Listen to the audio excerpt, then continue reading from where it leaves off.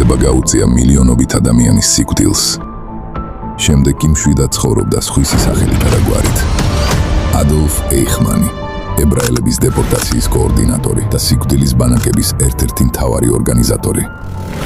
ნაცისტური რეჟიმის დაცემის შემდეგ ეიხმანი ქრება. ის ჯერ გერმანიაში იმალება. შემდეგ კი იტალიის გავლით გარბის არგენტინაში, ახალი სახელით რიკარდო კლემენტი. ის იწყებს მუშაობას არგენტინაში Mercedes-Benz-ის ქარხანაში. ჰყავს ოჯახი და ქალაქგარეთ მშვიდად ცხოვრობდა. თითქოს უკვე დაიჯერა, რომ წარსული დასრულდა და სანერვიულო აღარაფერი ჰქონდა. მაგრამ 1960 წელს ისრაელის დაზვერვა მასადი იღებს ინფორმაციას მისი ადგილსამყოფელის შესახებ. რამდენიმე თვის განმავლობაში მას ფარულად უთვალთვალებდნენ. 1960 წლის 11 მაისს მას იტაცებენ, როდესაც სახლში ბრუნდება. მიხავთ კონსპირაციულ ბინაში და შემდგომ ფარულად გახკავთ ქვეყნიდან თვითმფრინავით. 1971 წელს იერუსალიმში იმართება სასამართლო.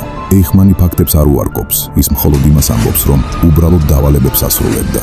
1972 წელს სასამართლომ მას გამოუტანა განაჩენი, სიკვდილით დასჯა, ჩამოხრჩობით.